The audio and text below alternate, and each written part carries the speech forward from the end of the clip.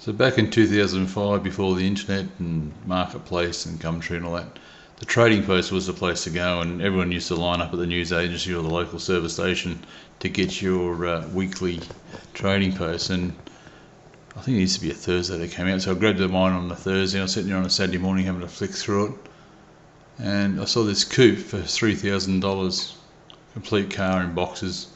And I rang the guy up and asked him if it was the original motor and gearbox. He said no. He said so we come to an agreement that he could take 2.5 and keep the motor and gearbox. But he sent me these photos on a phone which had a screen the size of a matchbox, and when I looked at them I thought, yeah, it doesn't look too bad. But I went and hired a trailer from Toowong roundabout there in Brisbane, and drove up to Nambour and got there, and my brain was saying don't buy, don't buy, don't buy. And my mouth said, yeah, sure, I'll take it. Yeah. And my mother-in-law couldn't believe I actually give good money for the car. As you see by the photos, it was pretty rough. But I had done other projects before, but nothing this big. And I thought, oh, well, I'll be able to manage it. I've just cut a few little rid of rust panels out, and I've painted quite a few cars, but yeah, nothing to this extent. But the game began, and the swearing and cursing, and why in the hell did you do this? That all started. But it's all part of it. So in 2005, not a great deal happened to the car, but I started stripping it and cleaning it, sanding it, and trying to remove all the rust, and it wasn't really happening. So what I did do was build a rotisserie, because it was so hard. I'm not the smallest fella around, and not the skinniest fella either.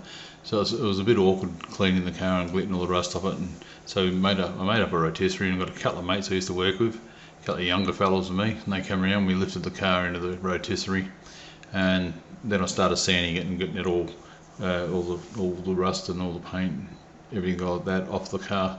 But it took me a while, and I didn't really get stuck into it. I wasn't real keen on getting stuck in it. I bought it because I thought it was cheap, and I can just remember an old guy across the road. Well, he wasn't actually old, actually.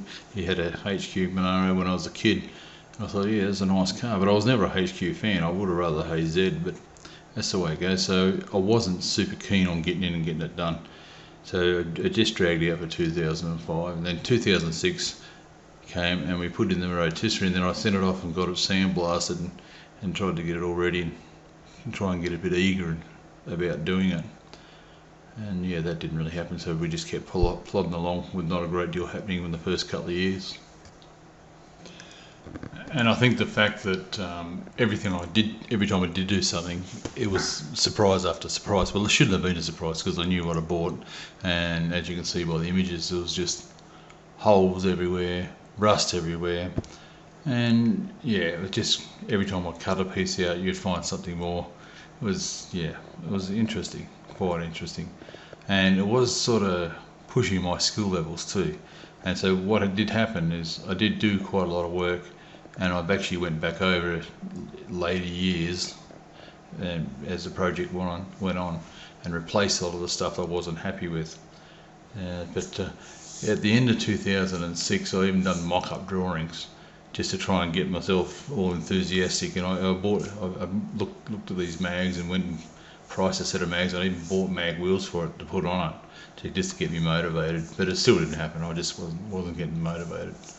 But so be it.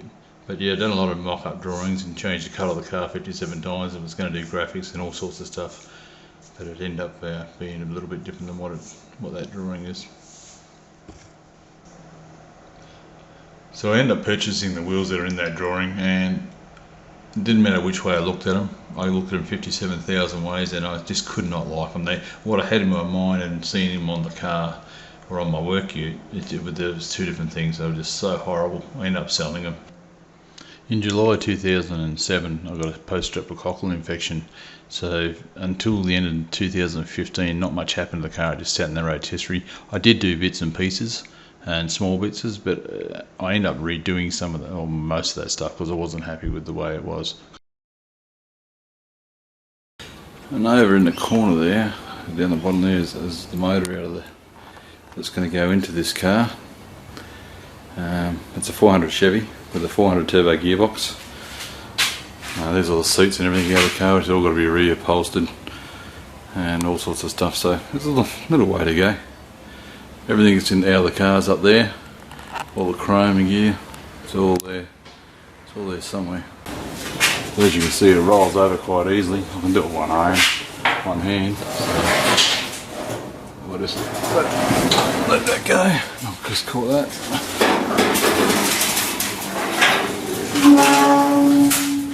And there she is. She's spun around. She's now up the right way. Quite simple. So as you can see, here's another one of those faults. The water come down, everything's joined. Got these joins in it, so the water would get down the joins that sits in here. It couldn't get out, so they just eat out. So I've got to cut all these out and make all new up. There is a top that sits on that, which you can see I've drilled all the what's it called, welds. I've actually done this side. I've made up new panels and put it in there. Just got to fill these up and weld them in there and grind them all back again, make them all look a bit sweeter. You don't see a lot of this stuff, but I still want to look them pretty sweet because I don't want to have jagged edges where water can sit. And once I clean all the rust off and put this rust remover, and then I'll prime it, undercoat it, seal it, and weld it all back in, so it should be good. As you can see the floor, it's all been welded in from this side. The other side hasn't been ground off yet. The centre hasn't been ground off. And we've got to knock a few dents out of it and then cut a hole in the floor for the transmission to come through. There's a couple of little things over here, like this sort of stuff here, needs to be cut out. I've got to make some new pieces up. I'm looking forward to making them up actually. Bit of a challenge. Let's try a bit of panel beating. Been watching a few shows and reading a few books. We'll see how it goes. A few little dents here and there, so not too bad. Here's the roof off the old ute, so I've been using this, just clean that off and sand it up and clean it all up and weld it in, paint it. So yeah, other than that, it's not, looks like a lot of work. People say, oh, you're mad, but hey, it's not a lot of work when you get into it. It's just, the hard work is getting into it. Dragging my ass out of the house and actually doing the job. Yeah, in 2010 I've done a few more mock-ups, changed my mind on colours another 15 times, and then I did do one major job, which was on the passenger side, weld the panel in, and I had about 30mm to go after welding for 4 hours, just spotting it all around, and I thought, surely it's not going to buckle now, and I just welded the last 30mm and it buckled. And it looked horrendous, and I hammered out and I still couldn't get it to look nice, so I ended up cutting it all out and spending another 4 hours welding it back in. One thing, if you snuff it up, don't be upset by it, just get back in, fix it. You'll be much happier once you fix it rather than leaving it and trying to knock it out or cover it up in some way. 2011 I decided to do a GTS mock-up, and I made fluted guards, and after I finished them, I thought, nah, get rid of them, and I sold them. So it's okay to change your mind as well. It's your car, you can do whatever you like, so keep going, that's all you do. I must have changed my mind. I keep using 57 as a number, but I think it was 157 times, to be honest with you.